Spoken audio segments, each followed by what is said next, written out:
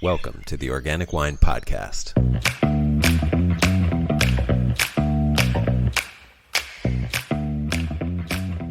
Hello, this is Adam Huss coming to you from Los Angeles. Thanks so much for listening. The blood of the land is how Jason Kesselring refers to wine. Jason grows grapes and makes wine in a place that sounds like it's from Game of Thrones, where winter temperatures drop well below 30 degrees, below zero, and summer temperatures can get over 100 degrees, where wind blows viciously year-round and tornadoes are common in the summer, and where last year at the end of May the temperature dropped to minus 23 degrees. Welcome to North Dakota, one of the most extreme climates in the Americas. Kesselring Vineyards is America's only Vitis Riparia Vineyard, and it's been around for over a decade. Jason started the vineyard by observing and tagging wild vines, taking cuttings in the winter and propagating them a few feet away in his vineyard. Then he created additional blocks via massale selection. And when I say propagate, I mean he literally just stuck the cuttings in the ground. And Jason says he actually had to spray them once in the last 15 years. What Jason is doing is revolutionary.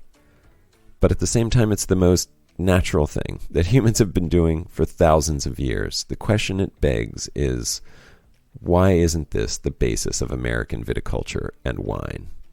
As you hear Jason's incredible story in his understated way that seems characteristic of this place in the world, that question becomes more and more poignant. As I talked to Jason, I became overwhelmed, not by what he was doing, but by how surreal and absurd the imported Eurocentric wine world is that I generally inhabit and that dominates the wine industry. I cannot thank Jason enough for bringing somewhat of an outsider's perspective to hold a mirror up to my way of thinking, and for introducing me to a new world of extreme beauty. Enjoy. Well, Jason, welcome. I'm really glad that you could have this conversation. Yeah, I'm excited to be having the conversation. So your last name is Kesselring, and we're talking about Kesselring Vineyard or vineyards. Is it plural? Yep. Or will it be plural? Okay, Yeah. great. I mean, we technically we could just really have 6 acres producing right now. So it's been kind of in stages, and we kind of started with a small little plot, and then we kind of had the idea that we'd write a grant to see if we could get some money for the second plot. And did it that way. Yeah, well, and we got some money, and people were interested locally in what we were doing with the sustainable agricultural research sort of thing. And so it was really cool that people were digging in what we were doing as well, so we were starting to add on a third part, and now we've added on a fourth, which is basically double our size. But well, let's sorry, go ahead. Did you want to finish that? No, go ahead. The thing that I think will be interesting, that you've gotten a grant to plant a vineyard already says that something is unusual, because most of us wine growers would not probably qualify for grants to grow our grapes. Yeah. So I want to set the stage a little bit. Where are these vineyards located? It's on the east border of North Dakota. It's in the Cheyenne Valley, which is a river that feeds into the Red River, Red River of the North, that goes up into Canada. Cheyenne. I think Valley, a lot of people.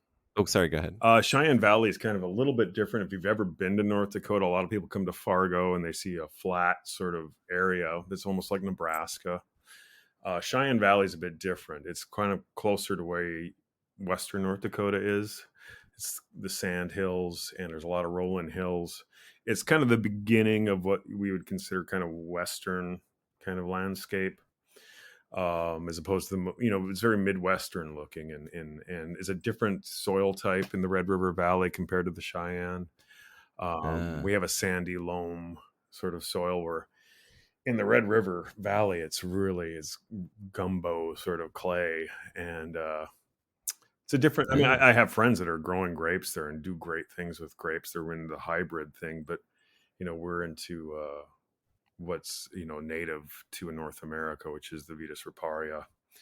And right. So yes. So that is the really exciting thing. So I mean, I stumbled upon you, and there's just a little, you know, cool thing. I'm going to be honest. I think I was looking for. I was researching deer, uh, how to deal with deer in the vineyard. I Uh-huh. was just looking for alternative ideas, that weren't like full exclusion, 10-foot high fences, Right. or implementing guinea hens that are going to annoy me, Yeah. or anything like that. And I think that you had something on your website about that. And I just was like, oh, this is interesting. And then I clicked the about page and I was like, what is going on? Yeah. So you say, I mean, so you state basically that you're the only Vitis Riparia vineyard in America. And Yeah. do you want to talk about how you got the vines for your vineyard, and how you developed your vineyard? Yeah. Initially we had a few from South Dakota, and I mean, 2 rows, and we messed around with. Now, where did those come from? They're kind of closer to Valiant, or where is it? Vermilion, North South Dakota, which is, you go straight down from where we're at, so it's a little bit warmer there. And the thing is, long story short, we had these planted and we had a freeze out, and they weren't really cutting it in the kind of severity of our uh, uh, winters in North Dakota. So, for years I'd been, one year I just made a point in the winter to tag every vine that I could find along the Cheyenne, because we literally have the ranch or the farm like along the Cheyenne. So these are wild grapes that you're walking along. Totally. Like, these They're are just they're the like native grapes that have grown for 10, forever yeah, there. like 20 feet away from the site of where we're doing stuff. And not only that, but there's, it's going in maybe up to a mile into our land. We're along the rivers. And I've been over the years, and our ranch hands or whatever have been on the lookout for these things, specifically looking for big fruit and good tasting fruit, because there's a whole host of different. I mean, there's the males, because it's not like a normal Right. grapevine. Wild grapes, there's male and female vines. So Right.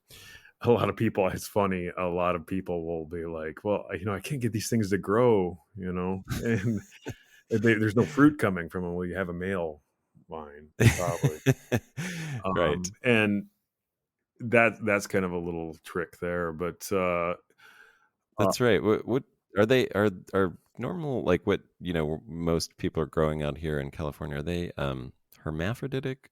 Is that do you know the science behind their, oh, or the biology? yeah, I do. And is it like there's dioecious, and then which I believe is ours, which it's Okay. it's basically sexed, where it's self-pollinating for the domestic grape.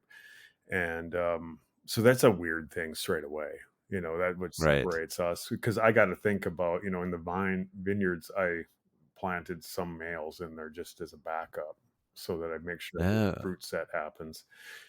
Do they provide pollen? I mean, are they Mhm. necessary?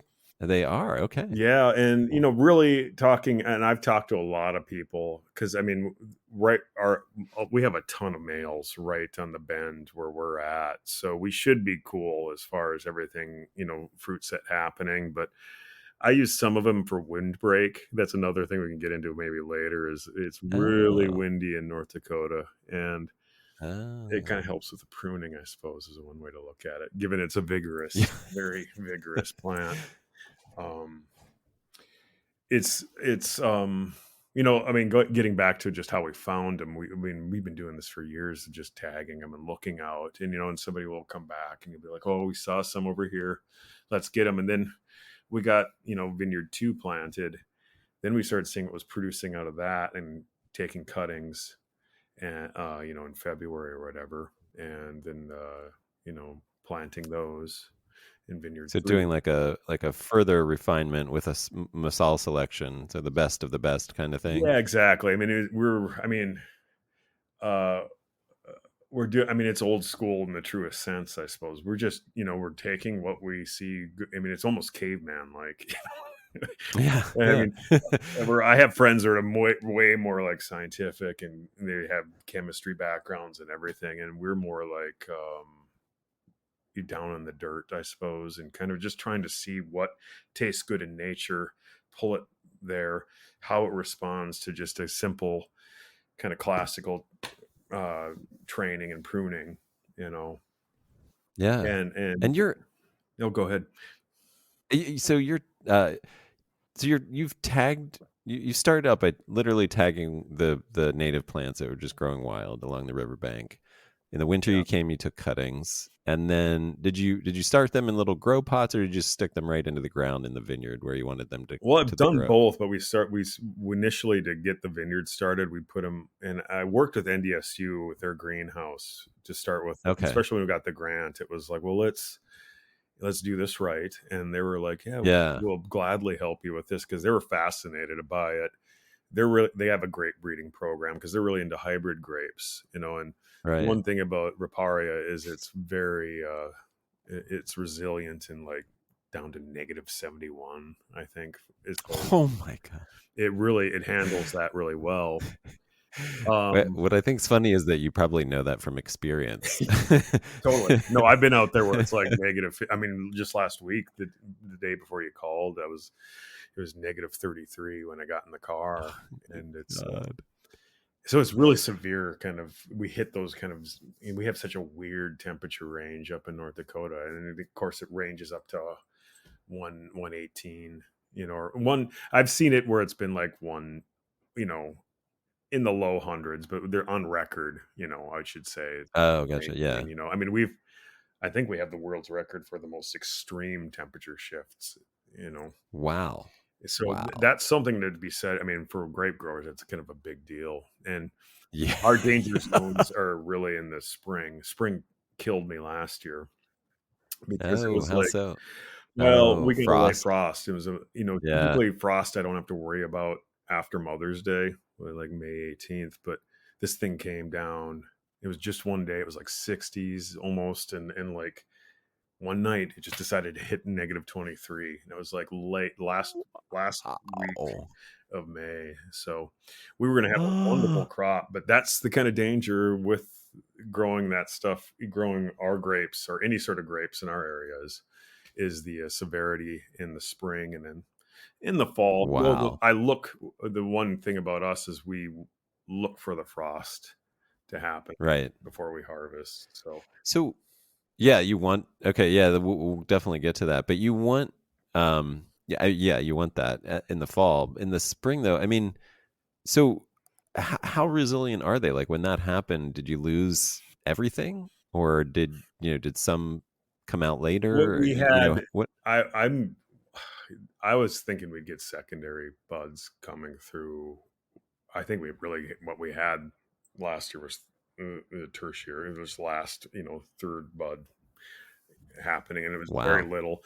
But that was a Okay. very freakish. It was very freakish what happened I last mean, year. it sounds freakish. Yeah, that's crazy. I don't know what I what mean, was going on there, and it was like kind of just in our little valley that it happened. So you get those things. It's yeah. kind of a weird area for that sort of spikes that happen. Huh. Um, That's amazing. Well, okay, so how old is the vineyard now? Like how many generations of propagation have you been able to do from the original cuttings along the riverbank? Yeah, I mean, really, for once it was established that what we're going to be using, we were probably, I want to say, 08, 09 is when we were really using it. I mean, the stuff that was from South Dakota's back. So we've been going 20 years, and we ripped out the South Dakota vines because they just weren't hacking it. And I Right. was seeing stuff just, we had this little bridge, and this one plant that was just produced, and every year produces just an amazing amount of fruit.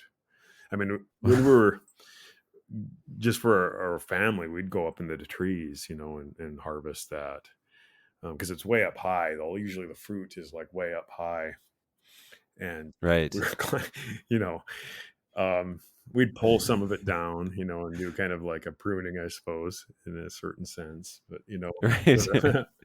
um, but we were learning. I mean, that was kind of pre-frost. We were doing that, but it was right before frost, and there's such a difference after frost. That's really where you start getting.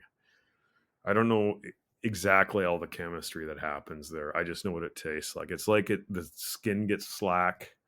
There's a kind of, I would call it almost like it's fermenting on the vine at that point.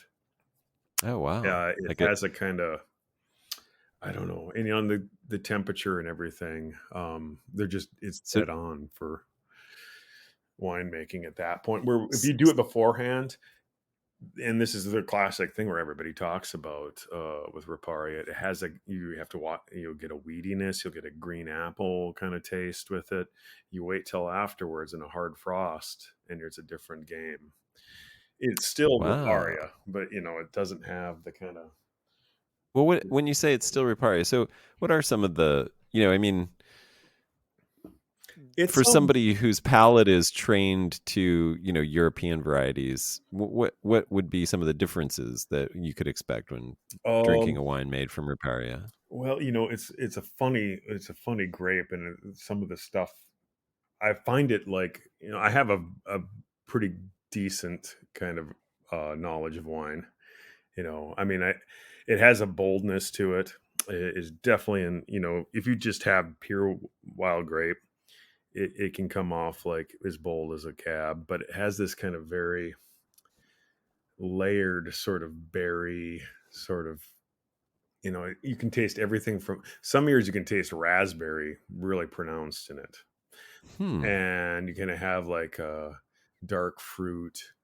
When you're smelling it, the smell of it is really great, especially when you're fermenting it, and you can almost get into, um, almost kind of tobacco smells and that sort of thing, or almost chocolatey smells. It has a very interesting sort of. This all sounds delicious to me. Yeah, I mean, it really is. It is a different sort of how, grape. how did how did you discover this need to let it go through the grapes, let the grapes, so you let the grapes hang until the first heavy frost, basically, assuming the first heavy frost doesn't come while they're still green. Right. Right, which came close one year where we were like, "Oh crap, Wow. September." I mean, we've had it was funny during this whole thing with the COVID that there was like literally in nature we were finding really wide swings. Like Yeah. 2020, it was like we had like a September snowstorm, Wow. and I had to really kind of I let them hang for a little bit after that, but and then the warm temperatures come. That's the thing. It's like then you have that, and you have to make the call before it gets too warm. Normally in Oh, October it gets cold. You get the hard frost, yeah. and then it's cold. And you don't have to worry about all the weird stuff that can happen with heating back up after the first frost. What do you mean by that? What weird stuff would happen? Well, I mean, what I was worried about was probably some, God, you name it, just some rot, Gotcha. Mildew, pressure, mildew and yeah, all sorts of fungus things of some going kind. on, mold. Um, Yeah, uh, got it. it's and also just the wind comes in because after that first frost, it becomes slack and they're kind of delicate. So the berries, the grapes can start falling off really easily after Oh, that, okay. and um, you know And when a frost like that comes in early too, the thing is that the stems aren't fully hardened off and dried, and yeah, that's kind of sucks. But like in an October, late October, you get it and they're totally dried, and you don't have to worry about any green sort of tastes, and kind of that herbaceous thing is not so pronounced at all. Actually, it's just it actually adds to the. I keep them on the stems and crush them. You know. oh, you do like a whole cluster Yeah. thing. So with the stems are included as they ferment. Yep. Oh, For about I would want to say 4 to 5 days. 5 days would be probably what I would keep them on, and then we press. okay. So pressing, and it's probably still a little sweet when you press, Oh yeah, I'm guessing. yeah, Okay. What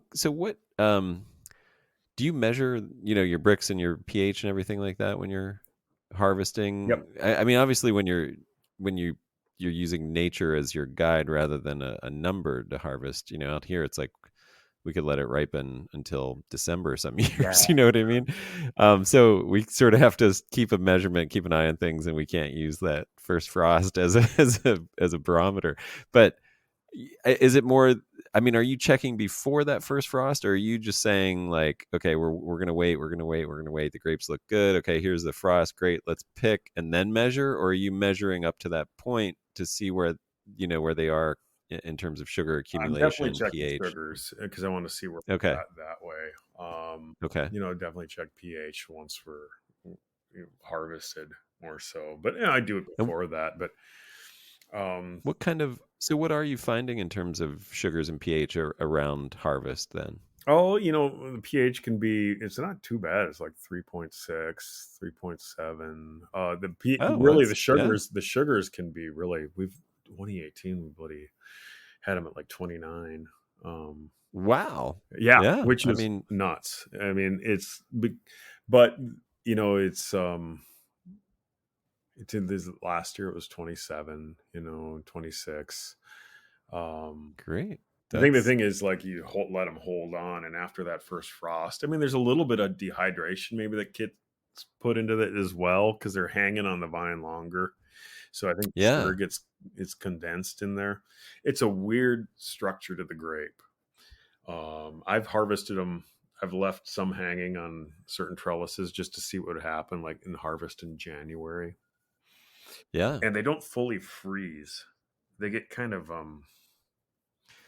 don't know how to. It's just a kind of weird mushiness, and you're more in danger of them drying out, if anything. Gotcha. Um, but It's like I'm guessing, I mean, with a lot of fruit like that, when you freeze it, it basically explodes the cell structure mhm. in within the grape because of that, the crystallization that happens. Yeah, yeah, I'm guessing something like that happens, so it loses all its turgidity. And I don't know, I'm just guessing. Does that sound right based on yeah, what you're experiencing on that yeah, end? Yeah. totally. I mean, I think that's what is happening, and I'll even with that being said, the cell structure is kind of after that big freeze. I mean, the freezes are funny too because it'll be like some years it'll be like a snowstorm comes through, so it'll be like the days before we're harvesting, there'll be like, I mean, there's pictures on our like Instagram or whatever of like snow drifts on on the vines, Right. and which I lo- it's kind of Those are good ridiculous. photo ops. I like Yeah, that. yeah, it's totally Really awesome. insulating the wines at that point from the 71 below temperatures. Totally, totally, and um, normally it goes back to like, well, when by the time we're harvesting, it's like you know upper 40s and stuff like that, but Oh, um it's just it dips down, and usually it'll be like a couple freezes. I'll allow it to have like light freezes. It usually happens like it hits 31, 30 for about an hour or two that night, but then the big one will come and it'll be like 28 for like you know 6 8 hours in the evening, oh and wow. that's where it's the Yeah. sweet spot. And I don't know, I wish I did know what was So happening there, but I just know by when the taste and the that's what I was going to ask. So when you say the sweet spot, are you describing the chemistry, the flavor, the flavor of the grapes, the flavor of the finished wine, all the above? What is the sweet spot? it's kind of, I judge it by kind of almost like it gets a jelly, like the actual grape structure, and there's a Okay. slackness to the skin. I mean, that's where I'm looking for it. Like it's really, oh, this is going to be good.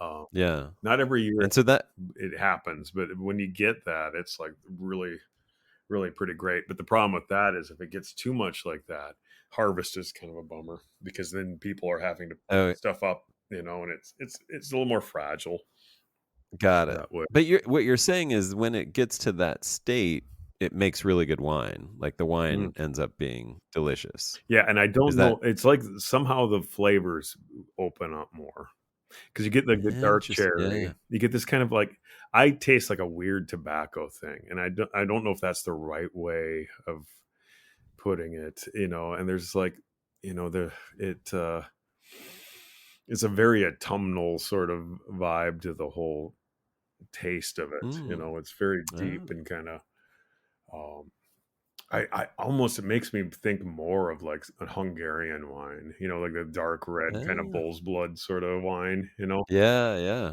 yeah. It's spicier. I had a friend take some of it and she was putting peppercorns in it and weird stuff like that. And Like infusing it with stuff. yeah, and that Huh. was really interesting. It lend itself that way. So it has almost like Eastern European kind of quality to it, is the way I'd put it. You know, Maybe some of the Italian red wines were that spiciness. I'm off the top of my head, but even that, there's a severity to it that can be. It's not really tannic. There's a fruitiness. It's very different than you know. Even Well, when it when doesn't. it's dry, it doesn't. It's still, there's this kind of berry kind of fruitiness, that it's a dark fruitiness to it. Um, it's kind of interesting, and stuff I've been doing with it is because we have so much honey in North Dakota. We're like the biggest producer of honey, I think, in the world, or at least in the Oh states. wow.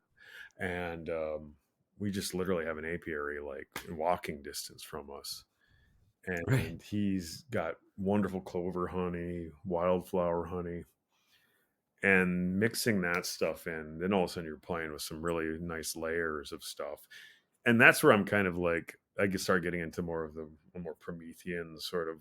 I'm not really wanting to do classical styles because Yeah. I don't think that's really realistic in the environment we're at. I think there is always the good sensibilities of how you train vines and how you make wine and balance and stuff like that.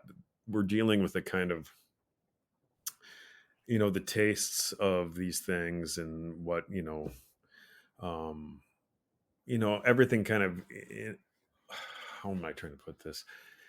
I mean, the actual local food and, Are what you comes out talking of the about? land, so to speak. I mean, Are you sort of talking about terroir, like, and sort of yeah, I mean, reflecting that? I think, and really, there's a smell to, everybody's area and taste in the air and what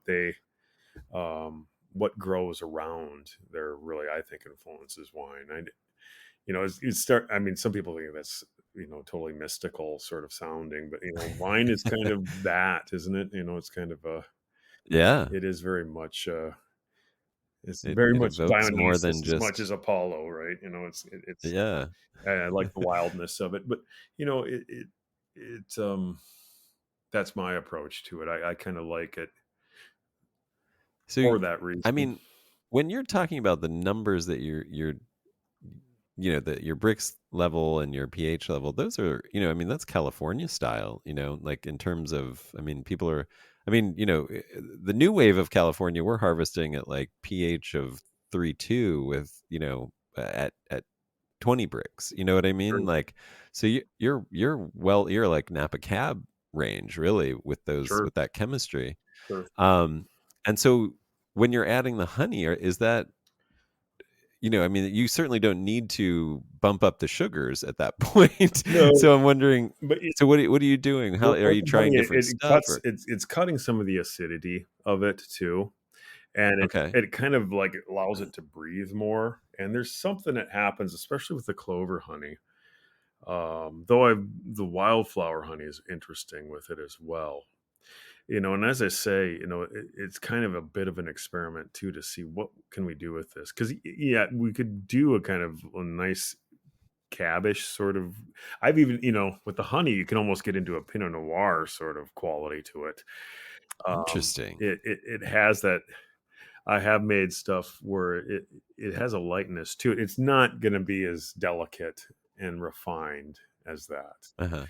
to my tastes of it. It's very drinkable. Right. It's um and with that, the honey brings out the kind of layers of, I mean, it's a layers of berries in it. I don't, I mean, you have all sorts of dark cherry, raspberry, especially this year. It was just like crazy off the vine in September. I mean, I was tasting a raspberry in it, and it just like, what the heck? Why is it that? This year, some Well, years. here's Oh, go ahead. well, I was just going to say maybe the question that I'm struggling to ask is what are the values or philosophy that are guiding these decisions? Like you already mentioned that you're sort of trying to you're trying to represent this sort of ethereal or intangible element to that specific place on earth. Is that what you're trying to do? Like what? Because and what else do you do? I guess is the follow-up question to that. Is there? I mean, so honey is one thing, and what other? How are these values or philosophies guiding?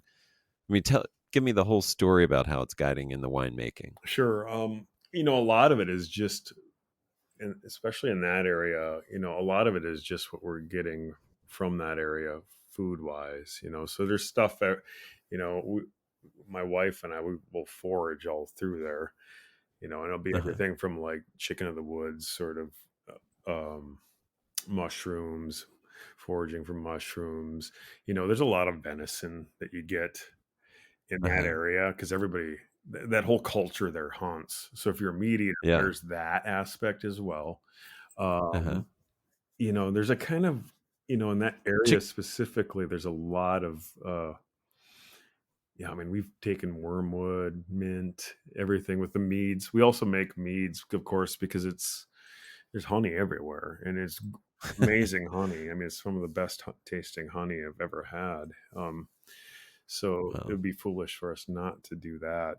We're really into keeping it local as possible. Even the oak barrels we do have, they're from Minnesota oak, and you know, to me, I think all of it, and there's some intangible aspect of it, but I feel like it's just got to be everything's local.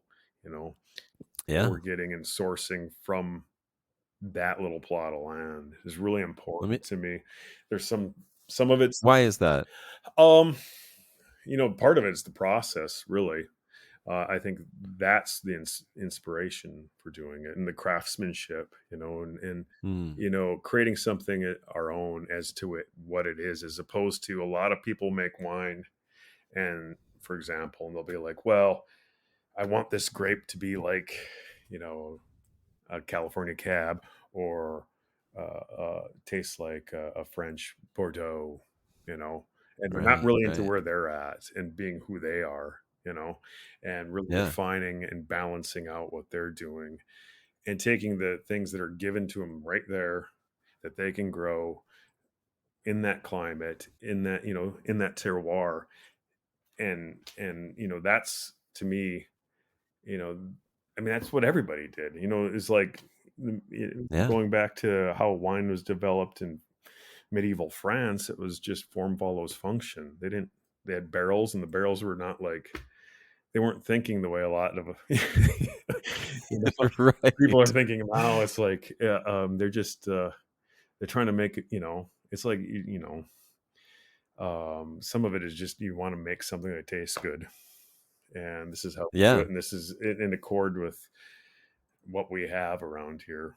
And I mean, Right. there's a certain simplicity to it, but anybody that's been out in a vineyard and worked in it, and you just get to know the weather patterns, and just, if you've done it for years, there's something else to it, and there's the art for, like, um there's a kind of there's the kind of mystical kind of quality of things where you can't really pin it down, and I'd imagine, you can't put a number on it, because it isn't Yeah. about a number every year, right? I mean, there's the smell, the taste, it's just a feel to certain things, and I can't really say that,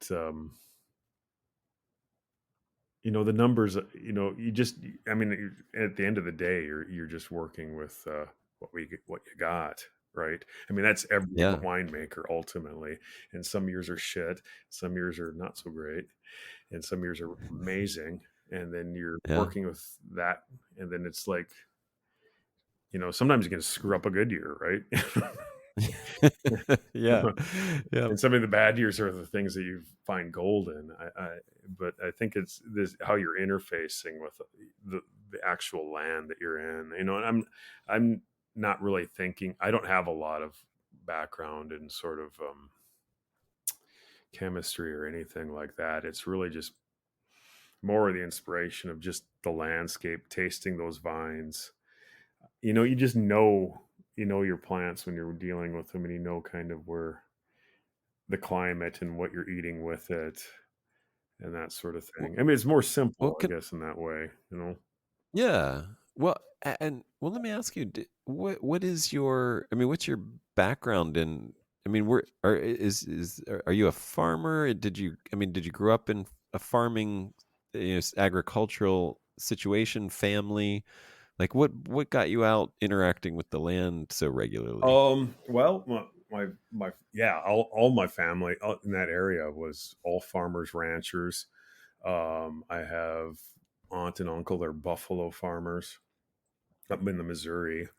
So there's kind of that sensibility of doing those sorts of things. And I just grew up with it.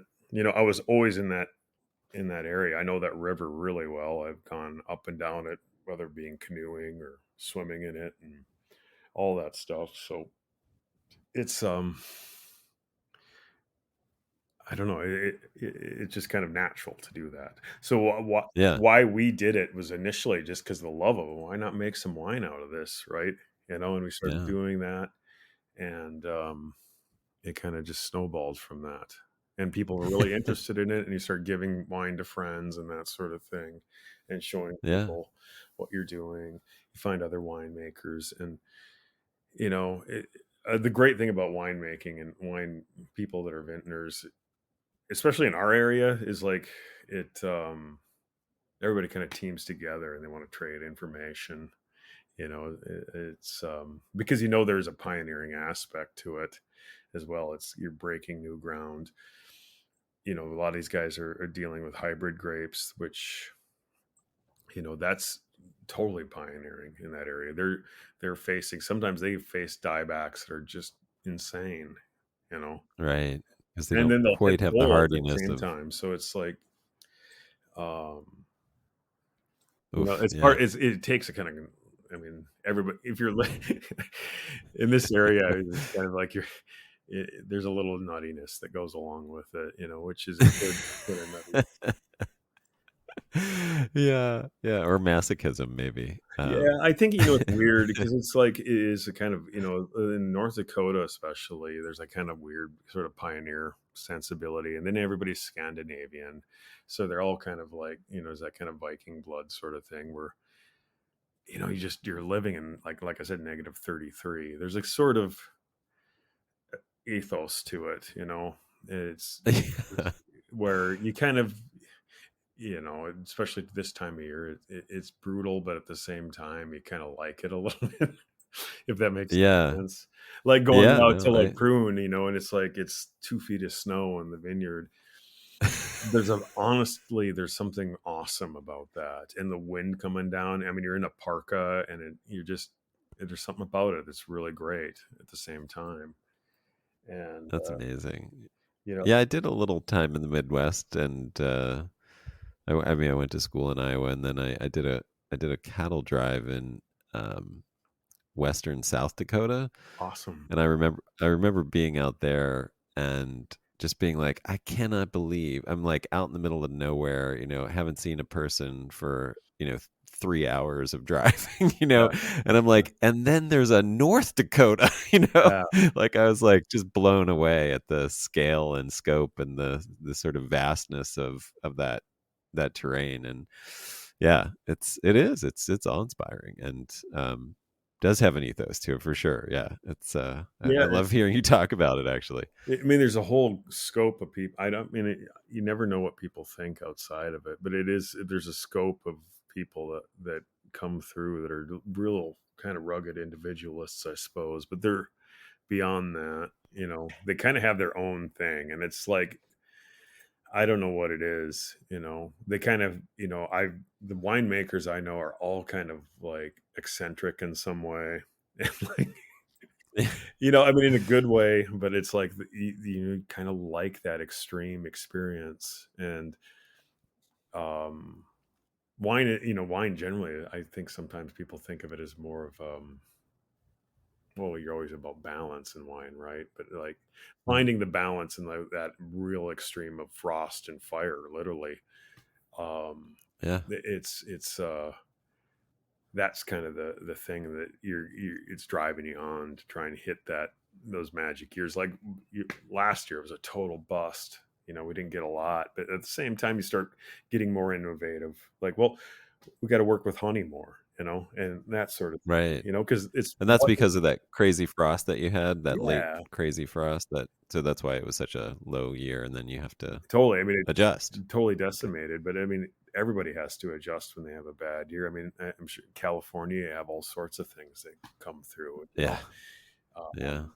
and then insects and stuff like that. There's no kind of free lunch in the thing. I think winemaking in general, there's a little bit of What that craziness to everybody that it does that. yeah. Well, and it sounds like, I mean, using the grapes that grow right there, like directly adjacent to the vineyard that you've moved them Mhm. into, sounds like the best insurance that you can have, at least, for some of this craziness. Is that, I mean, at least the climate craziness, yeah. Is Totally. I that, mean, yeah. we've never had dieback really. I've had some stuff happen where, it was really cold one year and we had some split trunks because it was like I don't know, before everything hardened off, we had a really hard freeze. So of course you're going to have some. I mean, no vine is going to be impervious to that, but yeah, as far as like for us, those vines, they know, they're used to that genetically or whatever it is. They're used to that climate, Yeah. getting whipped around in the wind, um, and Okay. and how they respond to pruning and all that sort of stuff. But Well, that reminds me. Okay, you said you're using the males to create hedgerows or windbreaks. yeah, I think that's brilliant. And I mean, do you want to talk a little bit more about that? yeah. What I basically did is I started using the male plants. Like, I'd stagger. I know I basically did some in the middle and on the edges on the outside, and it kind of comes through because that wind. I won't prune those, right? So Mm, I mean, I'll prune them to a certain extent, but like I won't prune them like I'm pruning the females, and so they're nice, big, and bushy. And so when the wind comes through it you can get. I mean, if I'd let it, that wind can whip those things around, and you start losing everything. Um, and oh, it helps well, quite a yeah. bit to have those big bushes because Vitis Riparia is like they turn into bushes quickly. So it's a wall, and even in when I'm Right. pruning in summer, it's kind of like we get a lot of rain. It's a lot of work without a doubt. Yeah. And you'll have just a giant wall. And to get everything where there's enough, the nice thing about the wind is it dries everything out generally, but Right. Vitis Riparia also it'll just start binding together, and you got to go through and pull everything apart so that you get enough airflow if it's really a lot of rain. I've never Right. really had any problems with like a little bit of downy mildew or whatever.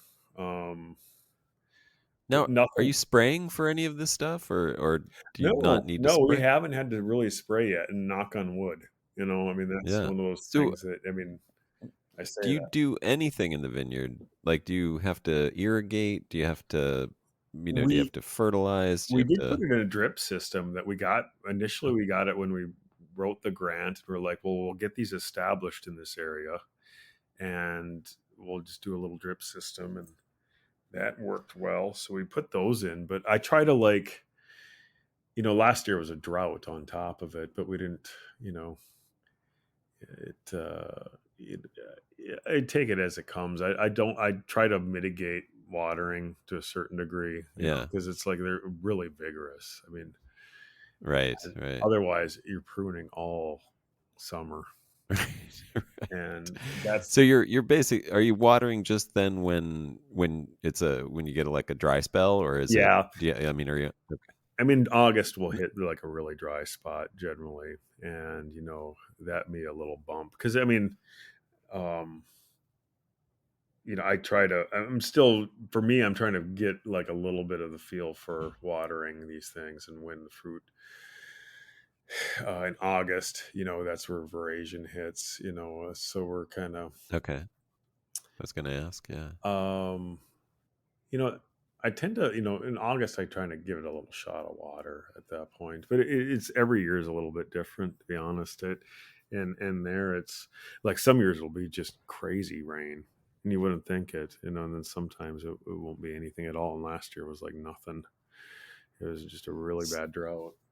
So other than water, I mean, what else do you have to do in there besides prune and water and Um, hedge? It sounds like you're doing a lot of hedging throughout yeah. the I mean, a lot of it is summer. just keeping, or the wind is knocking things off the trellis system a lot, and I mean, So just you're tying going stuff up, retying everything. and Got it. cutting things out. I mean, a lot of the shoots at the bottom get crazy, so Okay. I'll get like I'll get some people to come out there and we just go through there. But I mean, the thing is about this plant too is it like pruning it activates it, it fights back a bit more, and like even with pruning in Ah, general, so you get a lot of lateral shoots happening.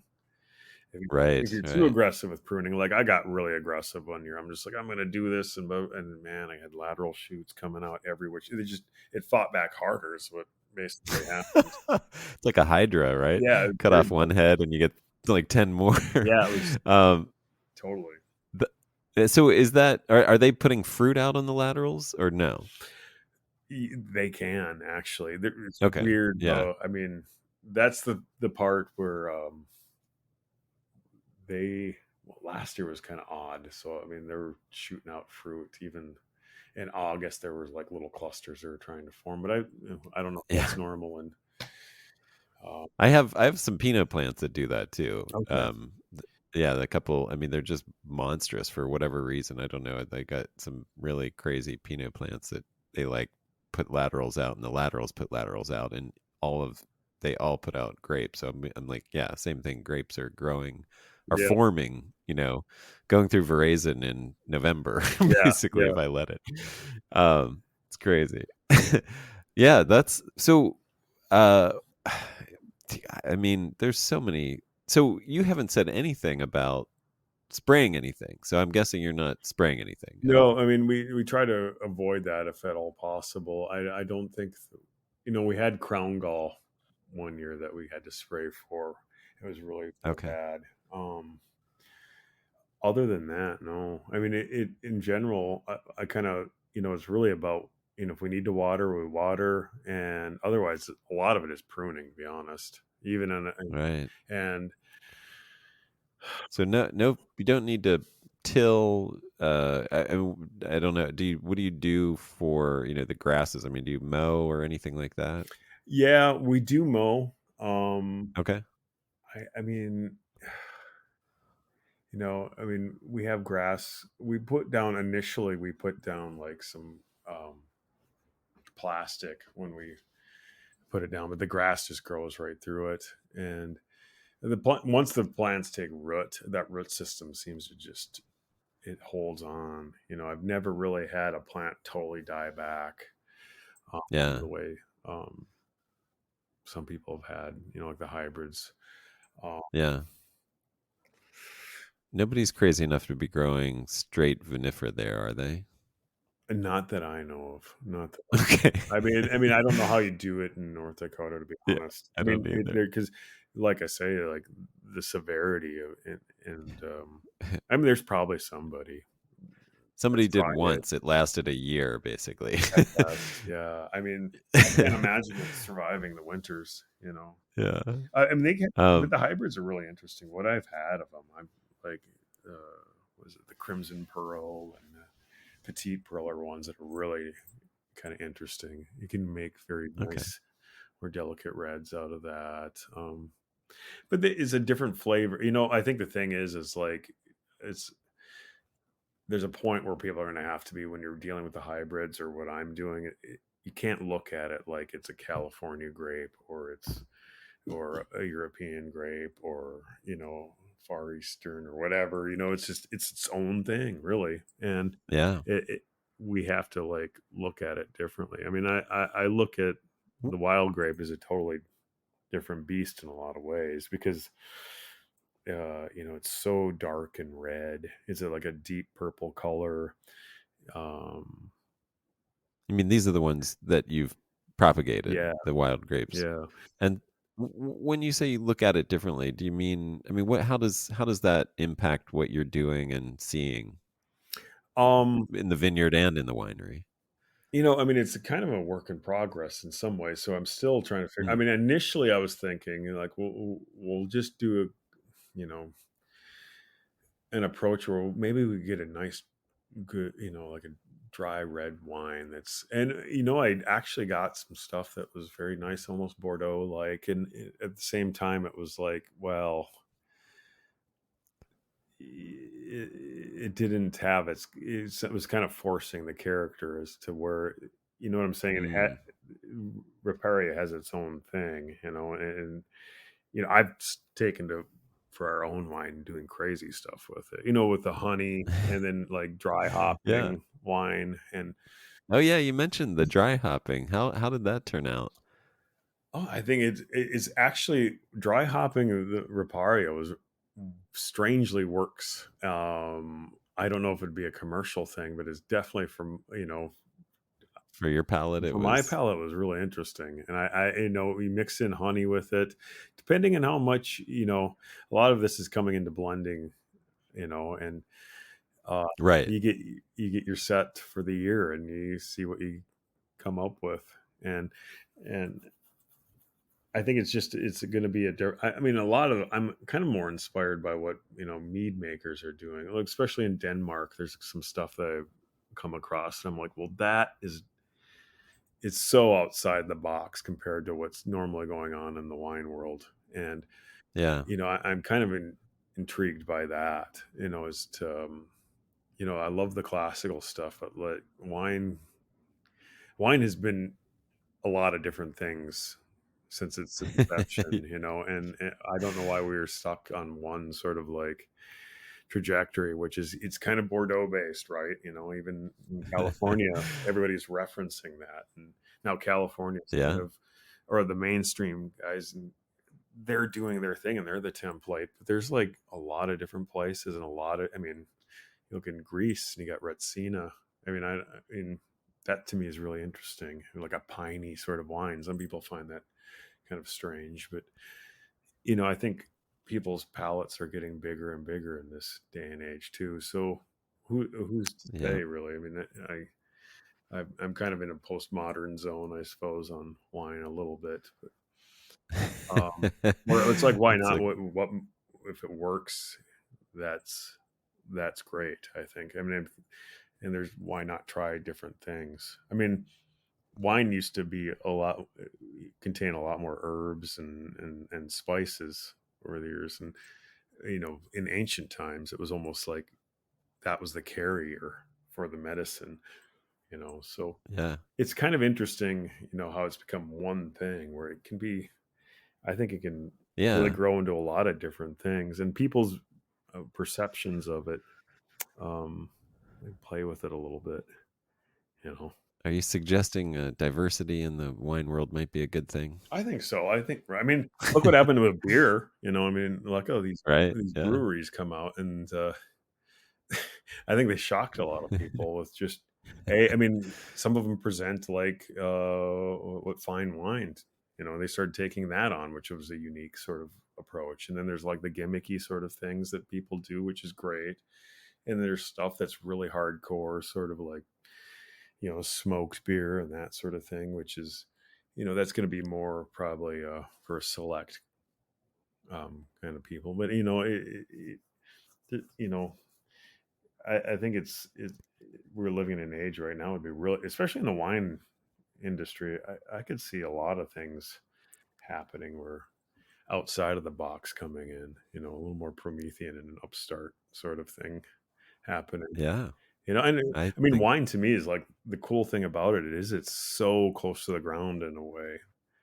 If yeah. you make it, and there's something about that process, there's something primal about that process to humanity. And, you know, um, I think people, really doing that and taking what, from my philosophy is just what is there. I mean, even fruit wines, and stuff like that. Like, a friend of Yeah. mine jokes about in North Dakota, there's a lot of rhubarb wine. Yeah. But it's like, but that's what they have, and Yeah. what we have around, there's a lot of rhubarb. So, I mean, and it's like, well, that's a local sort of thing that's, they're making that, and Yeah. it's what we have at hand, we can't It grow, sounds we like can't something grow that like, would go. no, go ahead. I, I was saying, I was just going to say, it sounds like something that would go really well with venison, depending on how you prepared it. Totally, A totally. rub- I mean, it's something like that, even, I mean, I mean, it's all a reflection of what people are eating there. I mean, outside of the kind of like, in the, what do you call it? The kind of more corporate sort of eateries where right. it gets the homogenized sort of stuff, but like what your people that are like, really going out there growing stuff. Um, I think that, that for me, that's the kind of the philosophy of just doing this from the beginning. Was Yeah. what can we do with what the land offers us, you know, and how Yeah. can we make it better, and how can we train it? How can we take a lot of the ideas of what have been done over the years, but how do some of those ideas don't apply to us at all because we're in North Dakota, right? And Yeah. no matter what we do and how much we wish it's not going to be Merlot, or what I'm saying. We just got It's to, not going to be. Yeah. yeah. So we take a lot of different materials and figure out how to make something good to drink out of that. I mean, it's as simple as that, kind of. Yeah. No, I mean, Jason, you've taken the most natural, most obvious steps to that anybody with that who just landed on planet Earth, I think, would take to create a wine, which is look around, find the best things that are growing nearby, propagate them in a way that enhances that the good things that you want out of them, and Mhm. then make wine from it. I mean, the fact that it's revolutionary is the funny thing. Yeah, The fact that it isn't being done more often is what's so surreal to me. yeah. I mean, people. I It's mean, what you're doing is absolutely sane and natural and just so normal. Like it's the normal thing that anybody should do. I'm just laughing because I just the whole thought of like this imported world that we have in the wine industry I mean, it's so surreal when you just look at the approach that you've taken and how I don't know. yeah, Yeah, I totally know what you it just mean. I mean, it's like I love yeah, that at the same time. Like I love being able to yeah, experience all of that, and it's all, like I say, I really like, across the board. I mean, wine in general. You almost take a trip with each one from yeah, different regions, and it's there's something beautiful about it. I mean, it really is. I think that's the kind of core kind of principle behind it. Is like it is, a reflection of where it comes from. Hopefully, yeah, I mean, there's a kind of approach too where you can be like, "Ooh, it's all in the chemist's lab," which that's kind of cool too. I mean, but the stuff that really makes me excited is, you know, how is this a reflection of this terroir? But the terroir is really like the culture that's interfacing with it, and the sensibility of it, and what they're eating with it, and that sort of thing. To me, it that's the kind of inspiring stuff that comes out of it. Yeah. Well, I know we brought up hunting, and I told you I was looking on your website, so I just wanted to ask before we sign off, what do you do about all those deer and eating potentially your grapes? Oh, it's quite simple. We have like a little electric fence, and what I Uh-huh. do is I put some electric tape on it and a little bit of peanut butter, and they go up to it, they'll sniff that, and they'll get a zap on the nose, and they stay away from it. And it And works. And that's I know it sounds crazy, but it works because I'll have them. and so that And also, it that's helps. around everything. That's around the vineyards, and you don't have to put up a huge big fence. You just No, do that. the first one we put up a big fence that was that we kind of walled off with we grew we have wild grapevines growing on it, so it's like they will come up to that and they'll munch a little bit, but not as much as you'd think. Yeah. I it's funny. I've never had them try to get in since that. Putting that up, they just they'll be all around. They'll literally be the Yeah. fields next to it, and like I have like on our website just pictures of them all over the place. But that's Yeah. that's is a trick I learned from a Minnesota vine keeper, and he said it was just as So simple as that. And he had one one strand? one strand. We put two up, which Uh-huh. um, you put a little peanut butter on it, and they go up and sniff it, and I think they can smell the electricity. Is one somebody told me. It's like they can smell it. They also know. I don't know.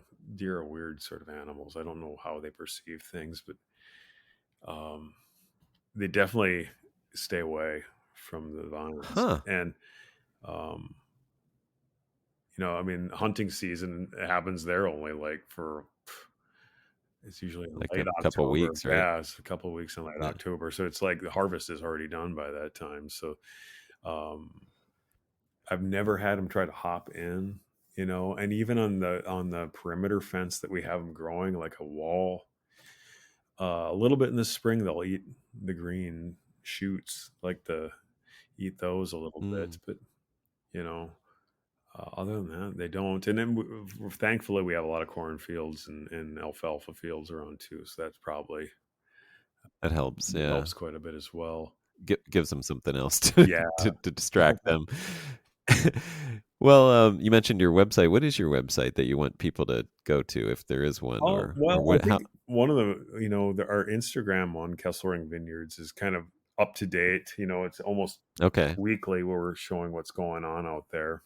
And it's so if you want to see what it's like in the deep winter and when we're pruning and we have a lot of the animals there, you're seeing like weekly updates of coyotes and deer and you name it, eagles. And I mean, we get a lot of stuff just flying around and there. So it's, um, Yeah. Do you have to worry about gophers at all tearing up roots or anything? no, we've had problems with voles one year and, Voles. Okay. they kind of, it was a heavy G- winter and um, They'll like girdle the trunk, right? yeah, Like, they just chewed up like I don't know how many, but it was a good amount. Some of them survived, but other than that, we haven't had that problem really. Um, we've been pretty fortunate. So knock on wood. I mean, the biggest thing is probably the frost in the spring is our, you know, um, this thing yeah. can That. contend with. Well, man. I mean, this is. I thank you for sharing all this. This is really cool to talk to you and learn more about it. It's it's just very cool. I can't even I don't even know how to put into words why. I mean, like I said, it's just the most normal thing, and yet uh you put it really beautifully in the way that you spoke about the way that you approach it, and it's just anyway, I'm very happy to have had you share your story. This is Awesome. fantastic. Yeah, I'm Thank glad we you. got to talk. Yeah, man. Thanks. I hope. Yeah, it's kind of a primal kind of approach we have, I suppose. But it's kind of that's kind of the landscape we're in. So, well, I love you've mentioned Vikings on your website that I was looking at, and it was I mean, you mentioned something that hasn't been brought up on this podcast by any other guest before, that North America was originally found, but the first Europeans who came here, so were those Vikings in like 1000 AD, Yeah, and they called it Vinland, yeah, yeah, because of all the grapes growing on Vineland, basically. yeah. And they were making Um, wine out of it too, which is kind of interesting that they found it good for making wine grapes, at least in the sagas that they have in the Vinland sagas and such. Vinland, is that how it's pronounced? Okay, Yeah, I mean, at least how we pronounce it yeah, here, but it, got it. yeah, yeah, and I mean, it's very likely.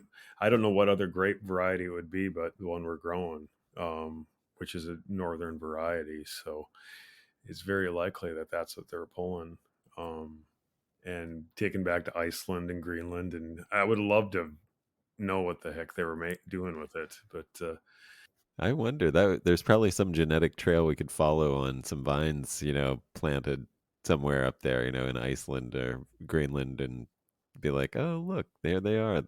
It's yeah, like a North Dakota Riparia or yeah, something, totally, totally. or, wherever. Well, thank you very much, man. It's been really great to talk to you. Thank you for sharing your story, and Awesome. I hope people. I hope.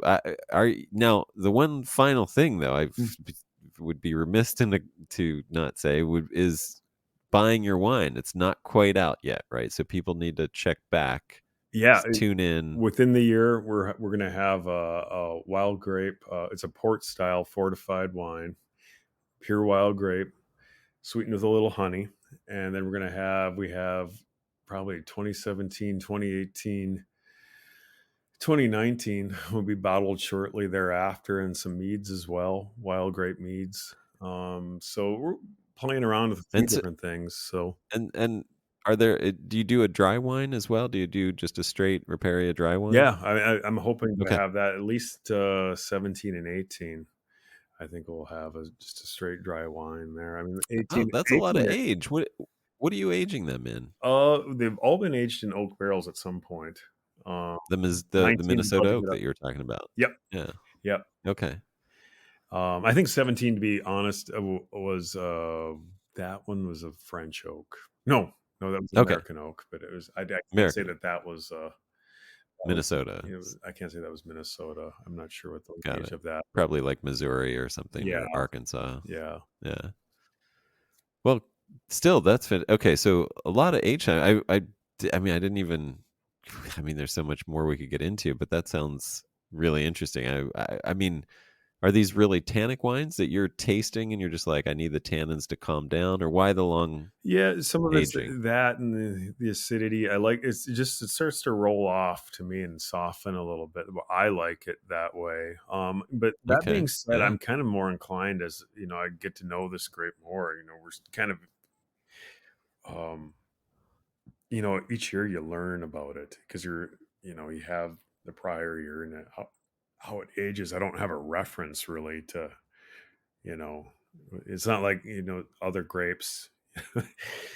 I only have Yeah. what I have, and that's how I know it ages this way and what it does. And we have a good 10 years of experience of real wine that we could have drank over the years, and how it ages. It hits a point after, for me, 3 years, it's really great. But that being said, I'm finding,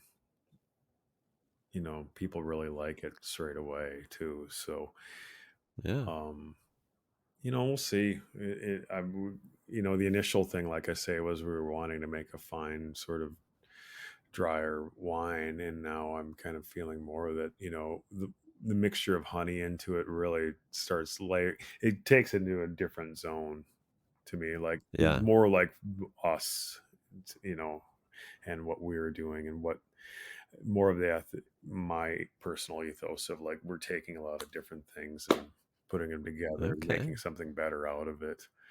Um, I mean, it sounds really simplistic, but that's kind of what you're doing. No, I mean, Um, that's great. I think it's craftsmanship. I think it's like knowing your place and feeling your way through it, and yeah, that all sounds good to me. yeah, yeah, Well, thank you again. I yeah, man. appreciate all that. I'm really glad we got to chat here, and I hope people are interested in what we're talking about, I think it's winemaking is. I think everybody should do it. So, well said. Well said. Hey, thanks so much for listening. I hope you got as much out of that conversation as I did. I really appreciate your time and attention. I want to introduce you to the Ecological Wine Score. It's a new way of scoring wine that will soon become the only wine score that matters. Now, I know if you're like me, you don't really care about wine scores. They're subjective, they always score certain types and styles of wine higher, and most importantly, they don't take into account the farming behind the wine. I personally don't care if your wine scores 100 points and is considered the best tasting wine on earth if you grew the grapes conventionally with chemical sprays and herbicides. I don't want to drink it. The Ecological Wine Score changes all of this. First of all, the sensory experience of the wine only accounts for 10% of the score, and it's determined by multiple certified wine professionals rather than one appointed expert.